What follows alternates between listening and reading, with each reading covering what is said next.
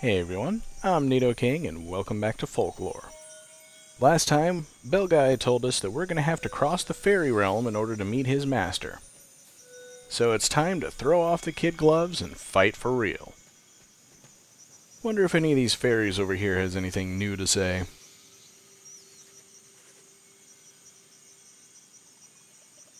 Looks like the same tutorials we got in the prologue.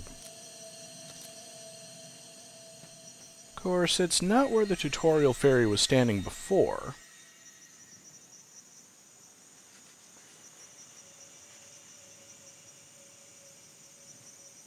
Yeah, I think that's all exactly the same stuff that he said before.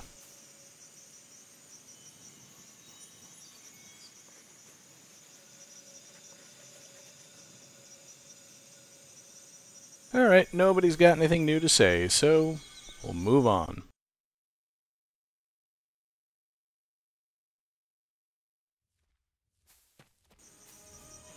First up, a nice familiar room.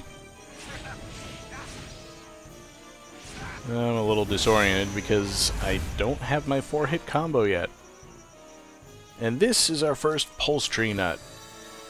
We just need 9 more of those and we can unlock one of Poke's karmas. Or we could just unlock one right now. And now, I've got the full 4-hit combo that I wanted. Now over this way is a room that we did explore in the prologue. But that folk over there is new. And I'm intimidated. So it's time to check out that book we got. The book, as we've been told, tells us how to fight some of the tougher folks.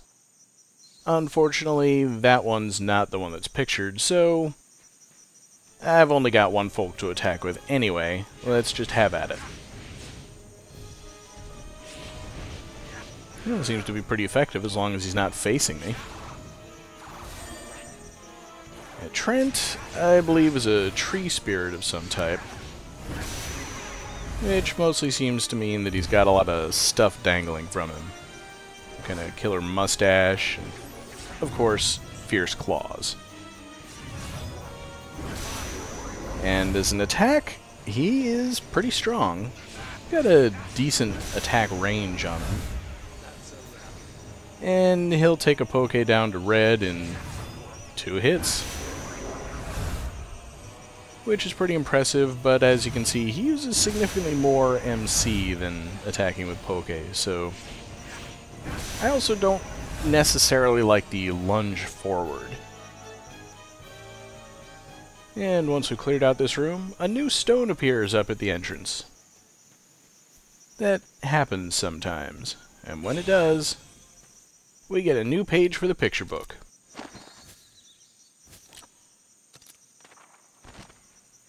So it looks like that's Treant attacking some sort of giant bug or something. All these pictures will be meaningful in their own good time. Right now, things are still pretty simple because technically we haven't left the area from the prologue.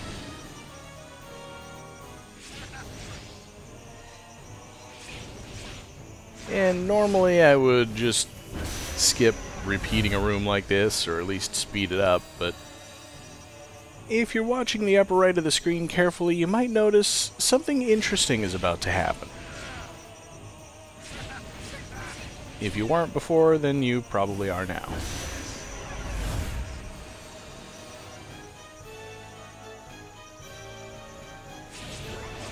Should just have to absorb a couple more folks, and we'll be in good shape.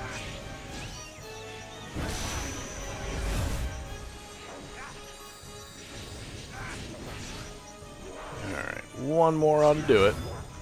There we go. Ladies and gentlemen, the moment you've all been waiting for, transcension.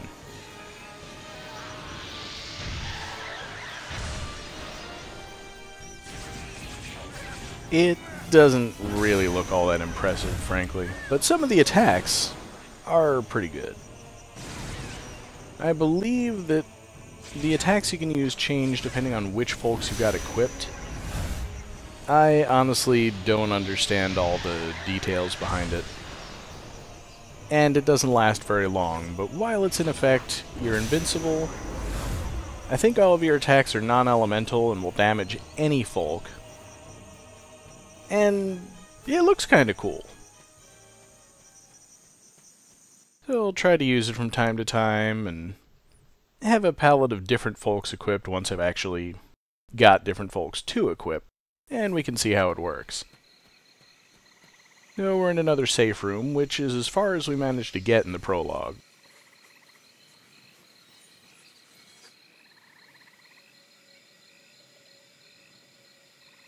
I believe we saw what happened. She got attacked, and then woke up.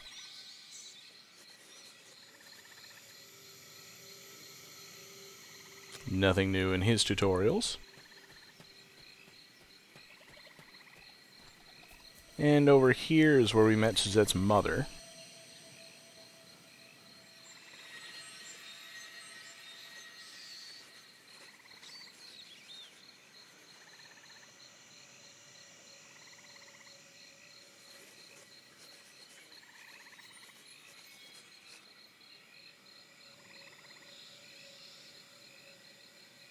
So this is the first we hear that there are other realms to the Netherworld besides just the fairy realm.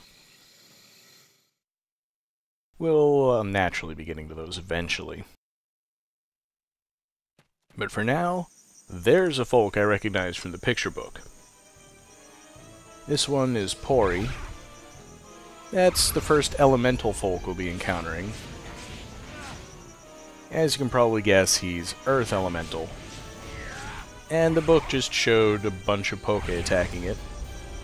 So I presume that I just want to whack it with a normal element attack.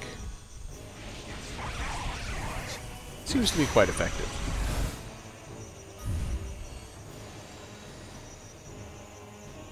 And I see a couple red dots appearing on the mini-map, so it's time to see what Pory can do. He can take up more than half my MC in one attack, that's what he can do.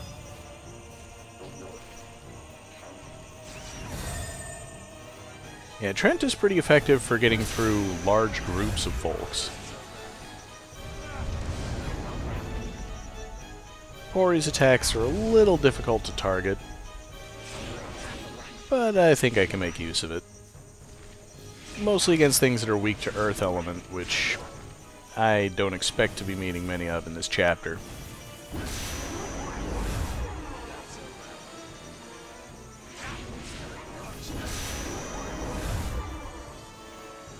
And so we move on to a room that seems to have flower petals blowing in the breeze. Or are those butterflies? Or both?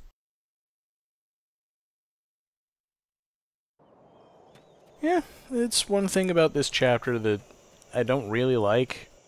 So many safe rooms.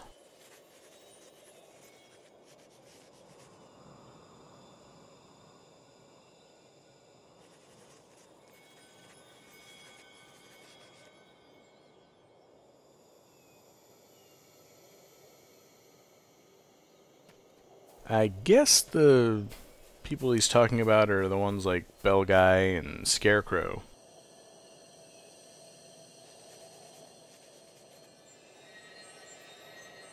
Ooh, new tutorials.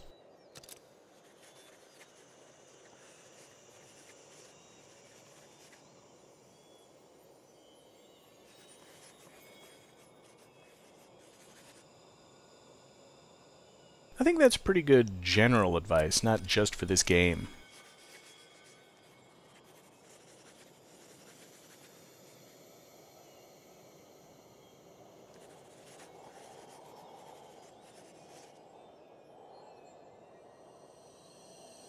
Sounds like a hint to where to find another page.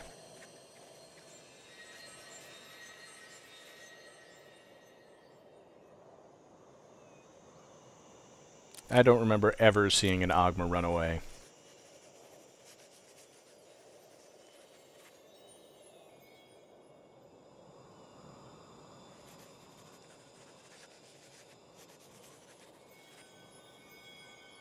You think maybe the answer is mystery stones?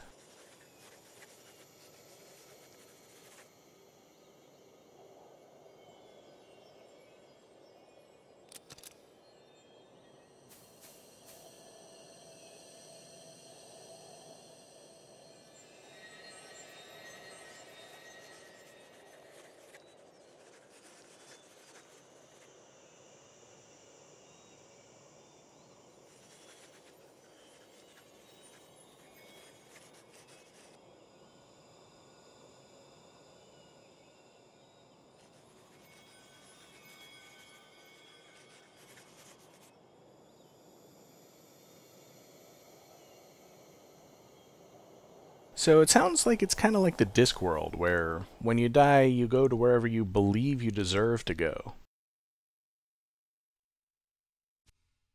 But more on that later, because we're trapped in this room.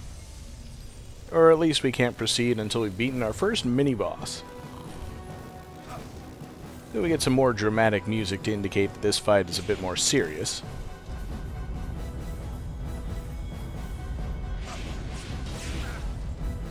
And we're fighting a giant bug that looks pretty familiar and rolls in all sorts of different directions. I think he's vulnerable to pretty much everything we've got right now. And a couple attacks from Pory will knock it on his back and give us a few free hits.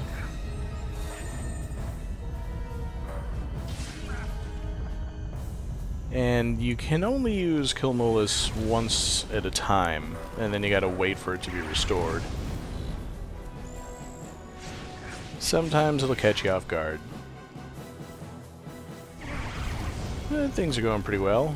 I do remember the picture book showed me using Treant, but that doesn't really work while he's flying. The Earth Elemental attack I've got can hurt flying enemies, which just seems kind of counterintuitive.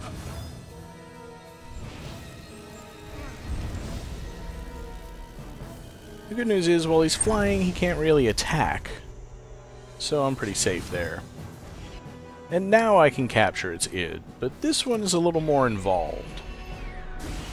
There are a couple of different folks in the game that you have to capture in some other means than just flicking the controller once. Here you've got to do it with good timing. It's not all that difficult to do, it just takes a long time, and if there are any other active folks in the area, then you can't do it very effectively. Now, the borders around the folks here show what element they are. So Poury is Earth, Andraste is a new element called Destroy. I'm not sure what special properties it's got per se, but there are some things that are only weak to Destroy. And it's a medium range attack that charges up. Honestly, I don't like it very much. But for now, it's the only Destroy element attack I've got, so I'm probably going to have to use it.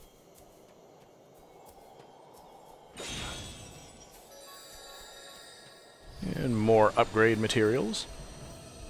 And then the second fight in the same boss room. And you just saw folk smack my attack out of mid-roll. They do that sometimes and it's annoying. Another good reason to prefer folks like Poke, whose attack goes so quickly they can't really be knocked out of it.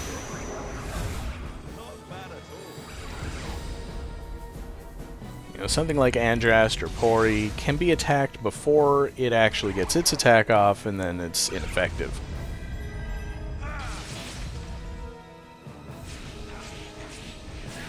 At the very least, Andraste does something to it. But I think the normal attacks are more effective. And that exit to the right is progress, so let's head over this way. Still looking for that dead end with the extra page in it. And this is a pretty convenient room to do a bit of fighting in, because the enemies only attack you a few at a time.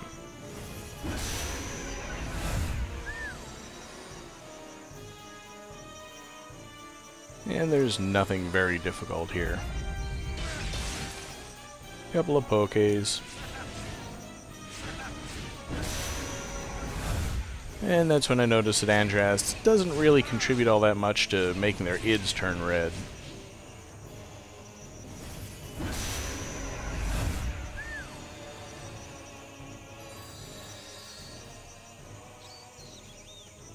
Over this way. The room actually goes on for quite a while. We get ambushed by a bunch of pokés, which honestly are no threat. If I get ambushed by a couple of Porys, that will be bad. Pokés I don't really care about. But up ahead, we can see a couple of yellow dots for mystery stones, and these are blue. These are the ones that that tutorial fairy was talking about. I don't have an attack that can damage them. Nothing of a blue element.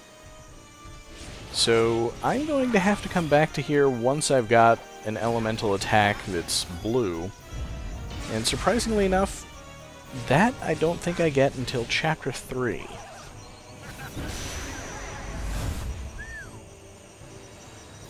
And at this point, my controller rather awkwardly decided to disconnect itself from the console.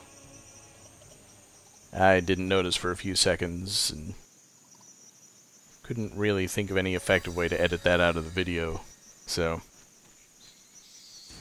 Oh well, at least I managed to grab the cold tree nut before it disappeared. And at some point I'll be using that to build up some folks as well. Another quick fight here. Capturing Pory ids at this point isn't really doing me any good, and that's the last Kilmula's id that I need. So I'm just here to take some damage and capture a few more ids, because there is always the experience. Get enough experience and you can rank up. I think all that does is increase your hit points, but it might also increase the speed at which you can take down some of the tougher folk ids. I don't really have a basis for comparison at this point.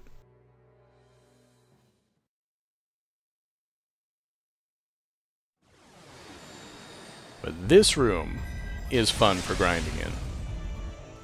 You get attacked by something like a dozen Pokés all at once. Now, especially later in the game when you've got some really powerful attacks with a really wide range, you can draw out a lot of red ids at once, and capturing them all at the same time gives you bonus experience. I think more of them may be appearing while I'm fighting. Well, at least Pory does have a nice wide range of attack there. So I can hit a bunch of these guys at once.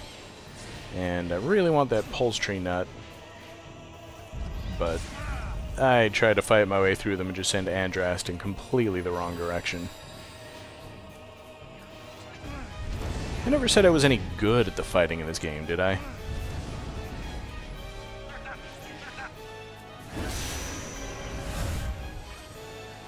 Well, let's see if we can get a bunch of them at once with Treant. There we go.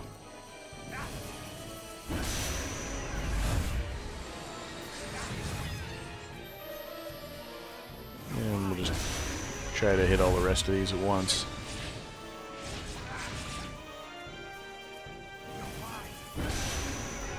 Sometimes killing a whole room full of Pokés is its own reward. And sometimes it makes a new Treant appear.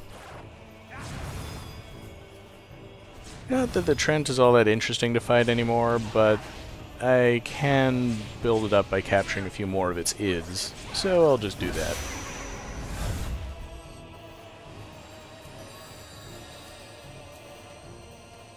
And then I'm free to collect some rewards. The nice thing about these mystery stones is they reappear every time you enter the room. So for the ones that give you upgrade materials, you can technically just accumulate a whole bunch of them by leaving and coming back.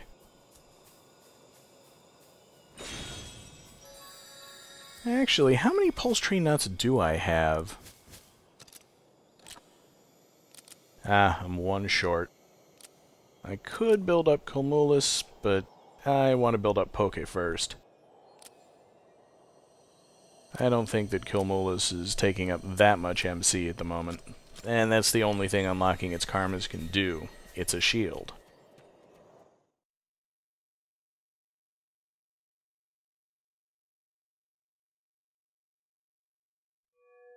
And so finally we reach the midpoint of the fairy realm.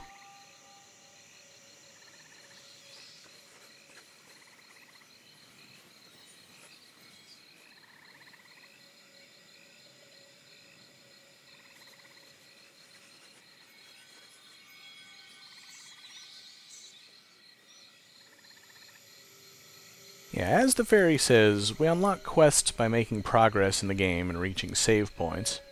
Now that I've reached one, there's a quest available, but I'll worry about that later. Also later, I see Bell Guy and his master in the background, but we're gonna have to talk to them next time.